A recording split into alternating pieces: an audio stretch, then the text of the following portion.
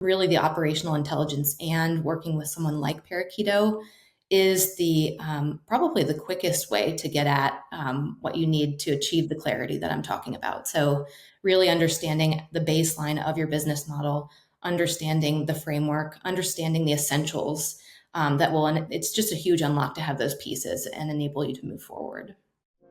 Welcome to the Agency Profit Podcast, a show dedicated to going deep space on agency operations, which is just as nerdy as it sounds. I'm your host, Marcel I'm the CEO of Parakeeto, a firm that helps digital and creative agencies measure and improve their profitability. Join me as I interview some of the smartest thought leaders and agency owners in our space and go deep into operations, metrics, and all the other things you need to get right so you can spend less time worrying about operations and more time executing on your vision.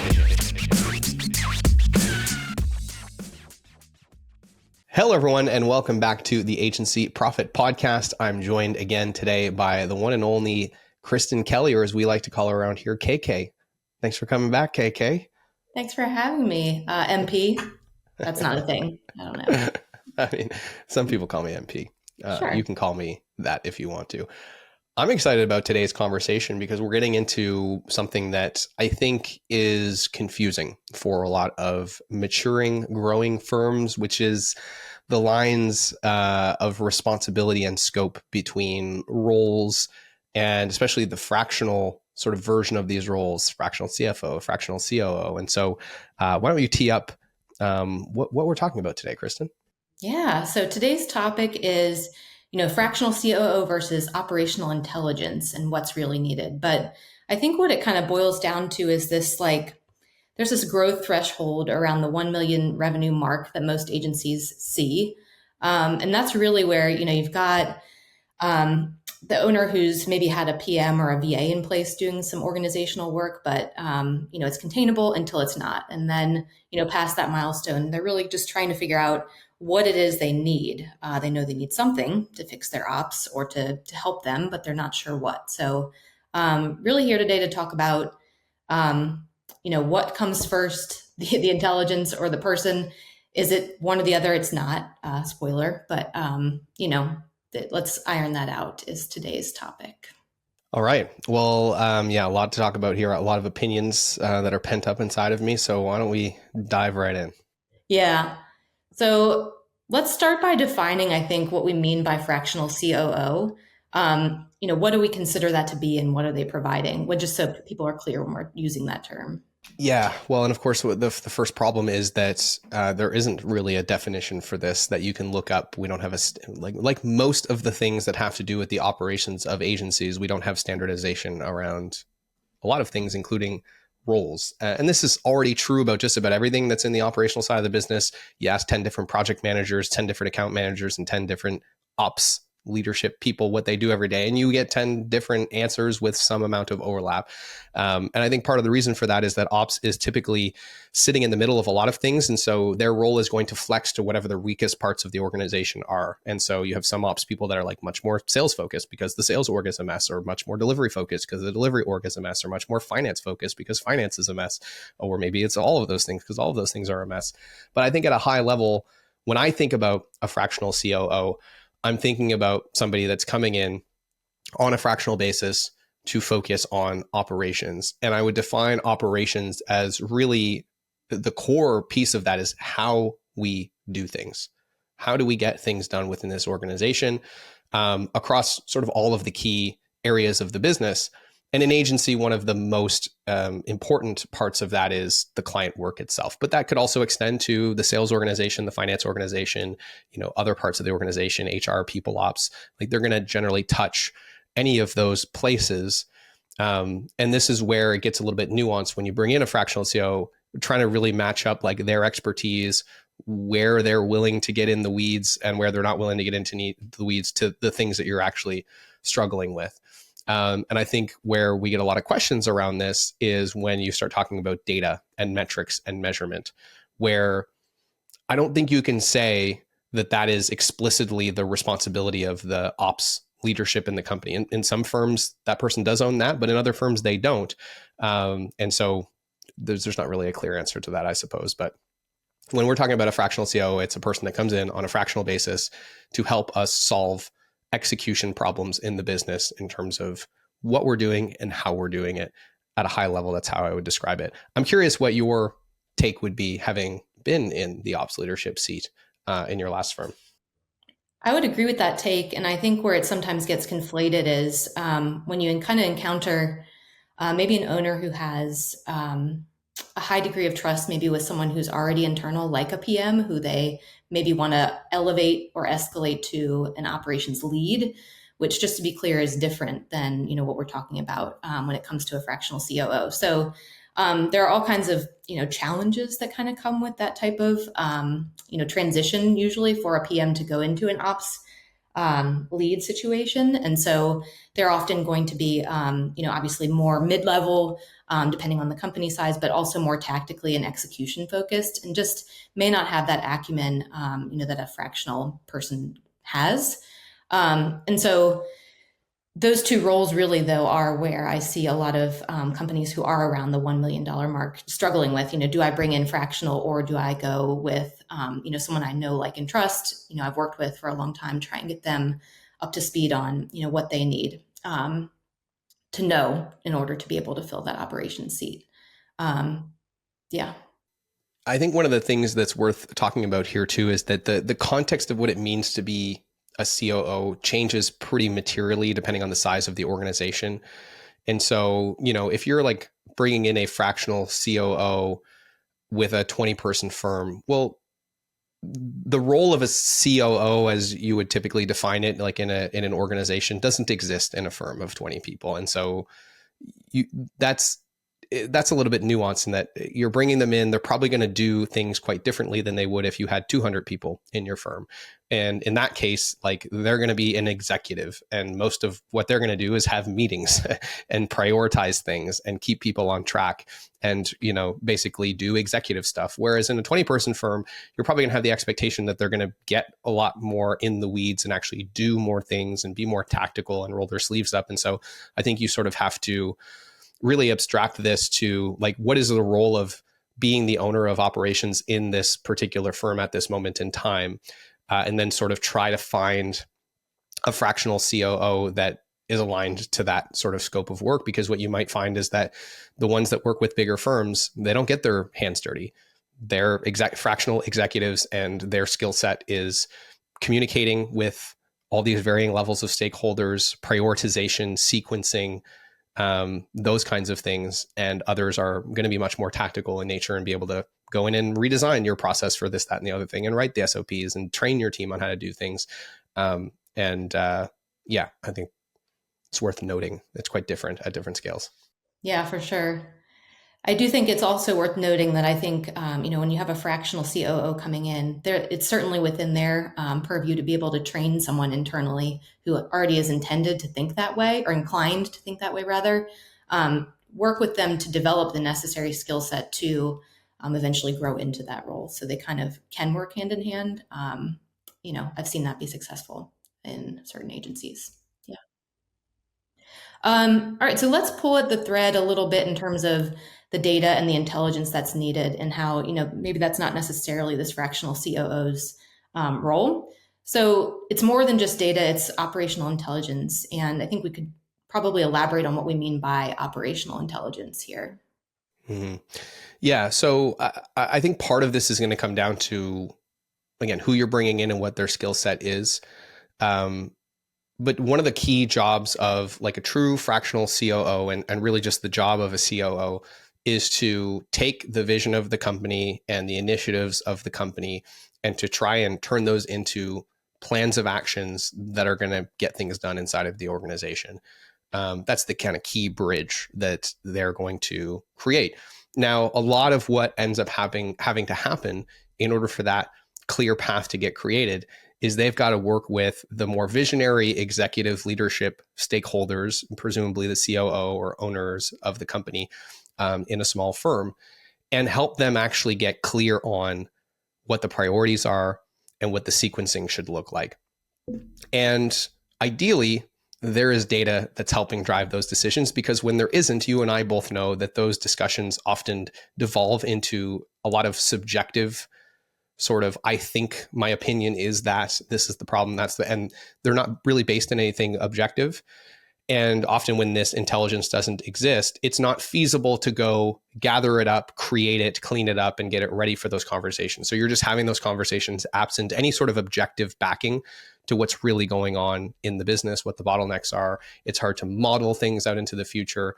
So there's a couple of things that I would say are important to empower a COO, regardless of how sort of specialized they are in the firm or how specialized they are in the industry, to be able to do that job of helping prioritize and sequence the action steps that are required to get to the outcome. The first would be a way to model the impact of decisions and different paths. And so, we talk about our model all the time. This is, moving the fundamental building blocks of the business, i.e. expenses, people, and, the structure of the business in terms of team. And then, of course, pricing or product mix and what we're doing in the sales space. The second would be some way of having actuals on everything that's in the model. Ideally, you have a sense of what it looks like today so that you have something to essentially compare those future assumptions to, both in terms of, are these assumptions realistic? And then also in terms of what level or degree of improvement is required for us to get to where we want to go. So those at a high level would be kind of the key things to have in place. And we talk about those specific metrics and those specific feedback loops if we want, but we've talked about them a lot on the show, so I don't necessarily want to go there in my first stab at this answer. The framework for thinking is really what's needed, to establish at the executive level, where it really is about the metrics, a shared understanding of them and what they mean and how they'll be measured. That I think is what is most significantly lacking in agencies that are just, hitting their stride at around 1 million. They just haven't really had to think about that before. And that's really the main challenge, I think, and hurdle for really anyone to get their arms around where the business is headed and just how it's modeled. I'm glad you brought that up, the framework specifically, because that's sort of a prerequisite to having the model and having the feedback loops as well. And especially when someone's coming in fractionally, they're often going to come with their own language. You might have your own language inside the firm. And so being able to clearly present, like when we talk about utilization, this is exactly what we mean. When we talk about gross margin, this is exactly what we mean. And it's just so funny how many different interpretations there are of these metrics. And so you could waste a lot of time or get really far down a path and not be aligned and not realize it if you're not speaking the same language when you're using this information to help facilitate that conversation. So that's a very astute point. So I also wanted to just touch on what happens when we don't have that type of financial intelligence or financial operational intelligence available, right? So, really what we see is the operator coming in or an operator trying to sprout up from within, looking at a combination of, lagging financial reports or trying to be over reliant on the project management platform with delivery data to inform decisions. So what are the challenges there associated with the absence of true operational intelligence? I think timeliness is one of the first things that's going to be really challenging, and that you might go into a conversation about, hey, maybe we should start focusing more on this service offering than this other service offering, based on this thesis that, like, oh, these are our best clients and they're the most profitable. It's like, do we actually know that? Do we have the math for that? And if you can't quickly go and get that intelligence to support that conversation, then you're likely either going to end up delaying that decision for a really long time, which is expensive, or you're going to make a decision without actually having any clarity on whether your thesis is valid or not, which is risky. So timeliness is one of those big things where oftentimes if you're over relying on things like raw project management or time tracking data, it's quite messy. There's a lot of splay and naming conventions and structure, and it can take a lot of work to clean that up to get an answer like, which projects or clients are most or least profitable, or which departments within our organization are most consistently utilized, or, et cetera. The other challenge that you're often going to run into is that you might have big accuracy challenges. And so, for example, I've never seen an organization that was using the billable marker inside of their time tracking tool in a way that was perfectly consistent and accurate and aligned to philosophically how they wanted to track utilization. That almost always needed to be reconciled with some kind of a logic statement. The most common logic statement being, if the client is anyone other than our own firm, then the time is billable or it's delivery time. And if the client is our firm, then it is not billable, it's not delivery time, for example. So you can run into some massive accuracy issues if you're going straight to raw data every time that you need to pull. And you could run into accuracy issues in the sense that if there's 6 months between the times that you've done that, you might inadvertently make different decisions about how to normalize and clean up data than you did last time. And now you think that you're comparing things apples to apples, but you're starting to get false positives, false negatives. And so there's just a lack of potential consistency there, both inside the underlying data, but also in your process for cleaning it up that could lead to challenges. And then the last one is that you might just not be able to answer the questions that you want to answer because you assume that you have the metadata available and then you discover that you don't actually. And so, for example, if there's some conversation about, hey, let's restructure the phases that we go through when we build a website.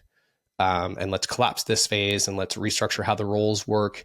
And that's based on this thesis that like this phase is where we have a lot of breakdowns and it's specifically with this role. But then you go to your time tracking data or your project management tool, and there's no consistent delineation of what phase things are happening in or what role time is being tracked to. Then unfortunately, unless you have some way of going back and using logic statements to like reconstruct some understanding of those things, the data was never prepared to give you the answer. And so you might end up in no man's land a lot of the time if you're always trying to retroactively go back, use this raw data, answer questions. So those would be sort of the top 3 things that I think could go significantly wrong if you're just sort of relying on the raw data in the organization. It's all the same problems that the teams run into without operational intelligence all the time, which is they can't see what they can't see. It takes them too long to get things done, and so they don't look at the data on a consistent basis, and then they make gut-based decisions and they wonder why they're not that profitable. Do you want some free resources to help you measure and improve your profitability? If you do, then I want to tell you about our agency profitability toolkit, which you can grab absolutely free in the show notes or by heading to parakeeto.com/toolkit. It's packed with training videos, cheat sheets, templates, and all kinds of other great resources to help you start measuring and improving the essential metrics that are going to drive better profitability in your business. And it's helped thousands of other agencies around the world do the same. So I want to encourage you to go and grab a copy of that. And if you'd rather get in the fast lane and just have our team of experts guide you through the process of measuring and improving your profitability, then I want to encourage you to apply for a consultation at parakeeto.com. And with that, I want to thank you again for tuning in. I hope you enjoy the episode, and I'll let you get back to it. So knowing that there's a case for operational intelligence and some kind of outside strategic oversight, what's the sequencing look like here in your mind? Like, when should an agency invest in, one, the other, and in what order? So it's really dependent, I think, on what problem they're trying to solve at a fundamental level. I have seen some fractional COOs that are really generalized, and they're not even necessarily specialized in the industry, and they're not coming in necessarily to solve tactical problems in the business. They're coming in to essentially mature a business. So let's say, for example, you were at 5 million in revenue and you wanted to go to 50, but you've never built middle management. You've never built an executive team before. And part of what you want to do is raise capital and acquire other businesses, or maybe you want to exit to a private equity firm and use that, to get you to where you want to go. And you've never done any of these things before. In some cases, you're hiring a fractional COO to come in and bring that expertise and help you mature the business. And so that might be the first step in the process, in the sense that they can come in and very quickly see the areas of the business that need to get matured in order for you to reach that goal. And ideally, they'll understand what the most logical sequencing is. So I think in that scenario where you just have this broader sense of like, we need to mature the business, then it probably makes sense to bring that sort of advisory role in first. And it's going to be far more strategic, and you really shouldn't expect that person to be doing any of that work. They're really there to kind of help give you the roadmap of like, focus on these areas of your business at a high level and sequence things in this way. Whereas if your needs are much more tactical, then I would argue that having business intelligence in place first is such an important piece, because it's going to be so much easier to identify what you actually need to do and measure the impact of it and be able to project the impact of it if you have a framework in place for doing that. Like, how do you even decide what's worth doing and then what you should do first, second, and third if you have no way of understanding what the return on investment is going to be and the impact that it's going to have on the business, or where the specific areas in the business are that are suffering? And this is especially true about delivery. Like, if you want to make investments in delivery, I would say that operational intelligence is sort of the precursor to this.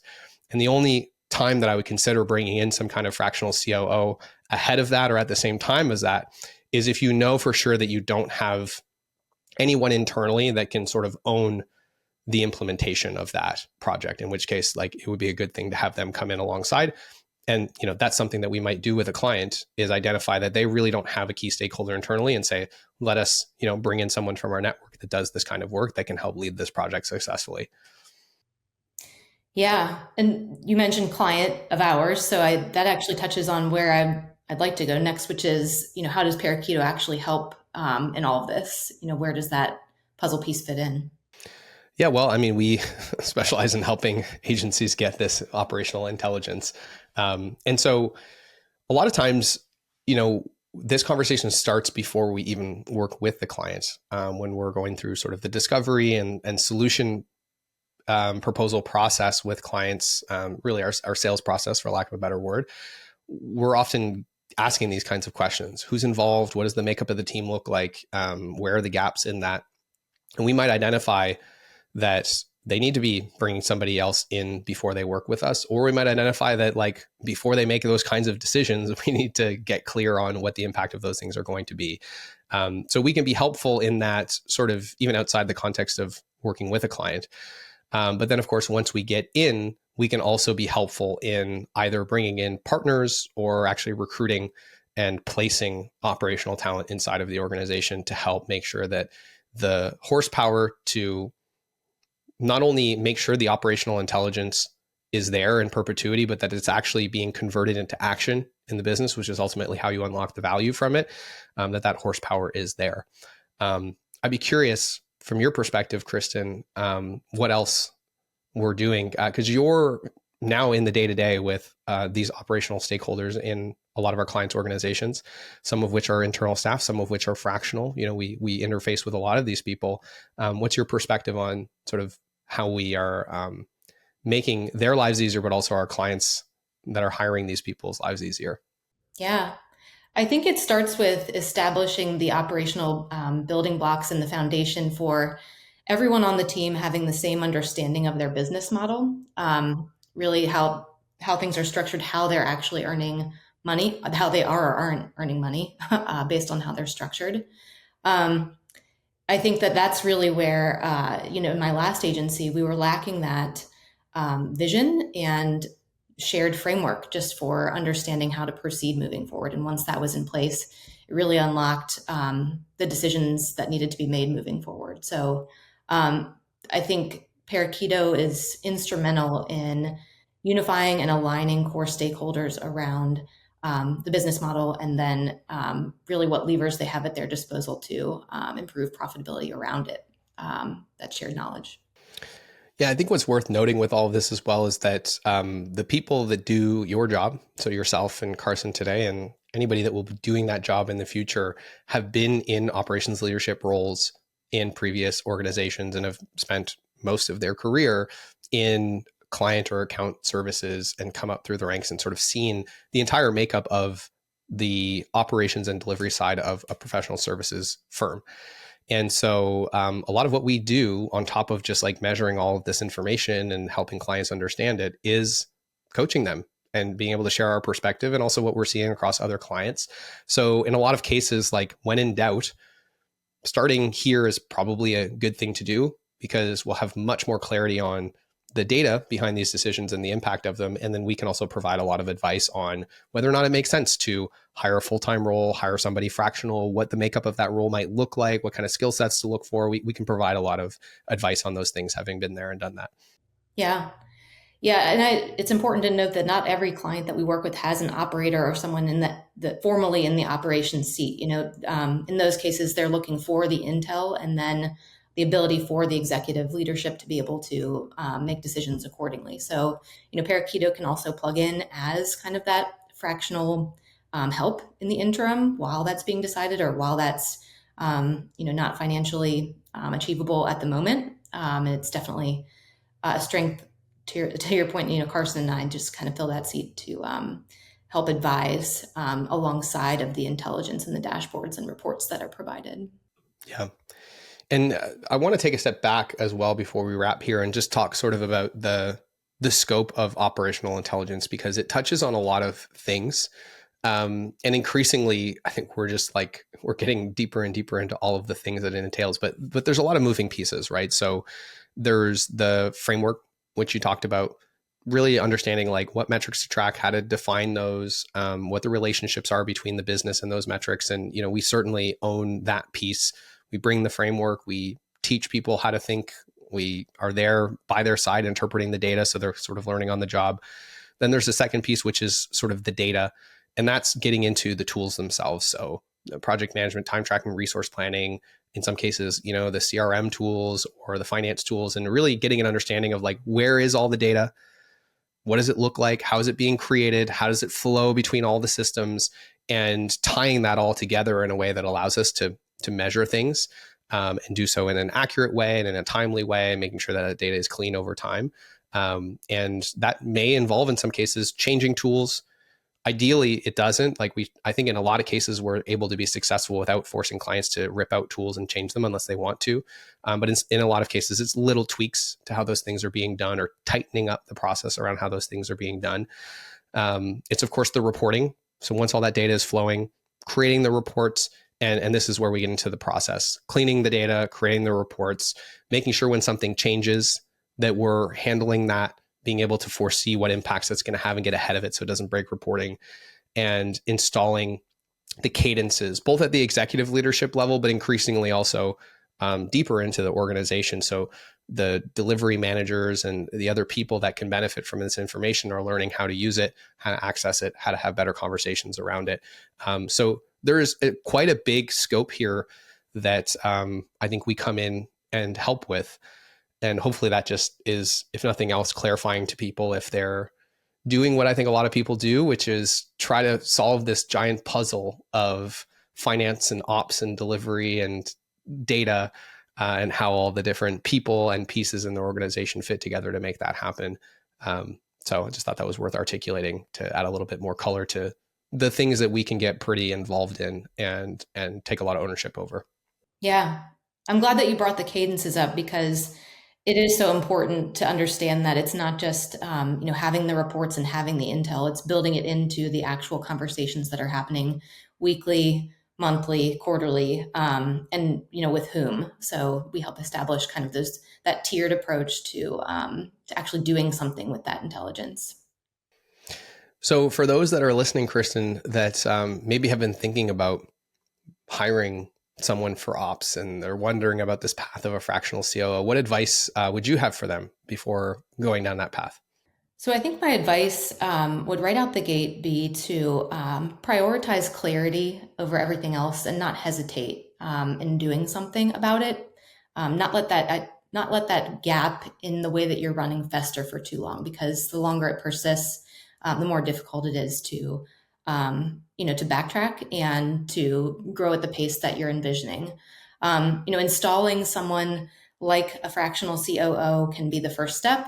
But I think more often than not, especially for agencies that are just starting to mature, really the operational intelligence and working with someone like Parakeeto is the probably the quickest way to get at what you need to achieve the clarity that I'm talking about. So really understanding the baseline of your business model, understanding the framework, understanding the essentials and it's just a huge unlock to have those pieces and enable you to move forward.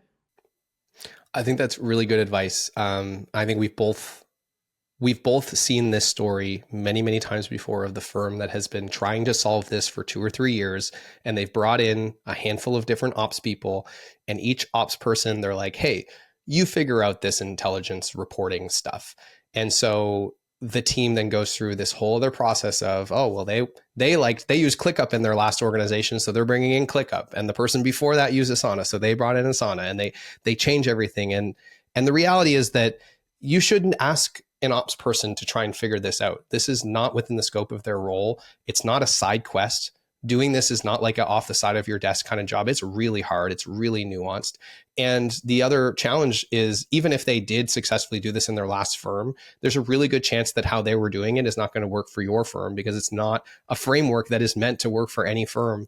And it's going to be very idiosyncratic. And so that is so expensive on so many levels. It's the wasted time, the lost profit, the time and money you spent on those person. But I think the most expensive thing is the sentiment that you start to erode with your team, because all of that change is so exhausting for them.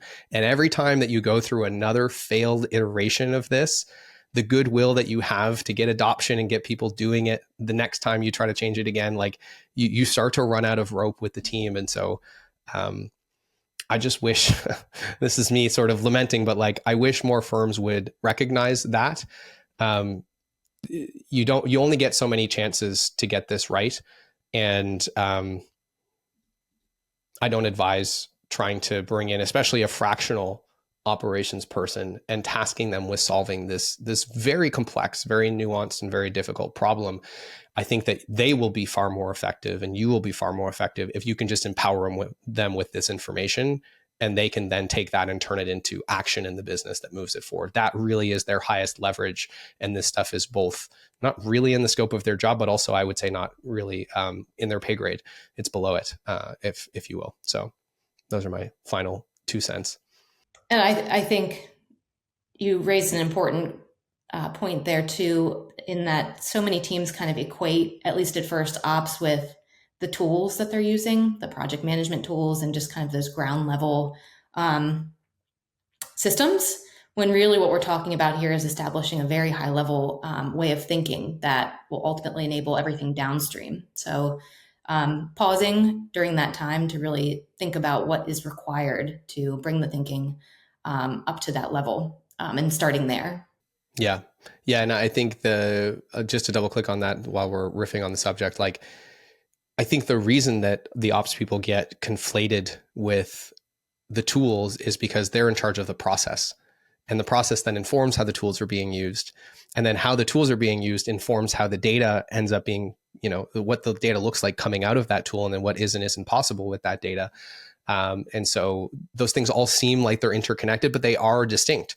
They're related, but they're distinct. And so I think this is part of what I love about the way that we approach this. Is our approach, it leaves a lot of flexibility, actually. And so when you can say, hey, ops person, you're no longer responsible for thinking about all the ways in which this impacts the data. That's our job now.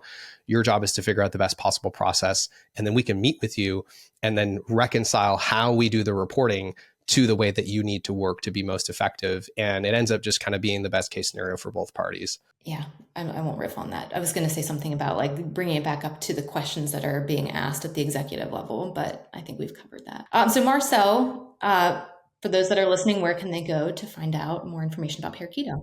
Yeah, well, if you would like to improve the operational intelligence in your firm and get it done quickly and without all of the trial and error, then I'd encourage you to book a consultation with us. We'd love to chat with you, learn more about what you're struggling with. And if we can't help, we're going to connect you to somebody who can. That's our commitment to you. So if you want to learn more about that, there'll be a link in the show notes to go to our website. You can click on apply for a call. And if you want some free tools to help you learn more about how to install operational intelligence in your firm, what metrics to track, what benchmarks look like for that, then all of that is available to you at no cost in our agency profit toolkit, which will also be in the show notes. And I've already probably yelled at you about it in the mid-roll, and I'll probably talk to you about it again in the outro of this episode. So yeah, be sure to just go download that thing. It's pretty great.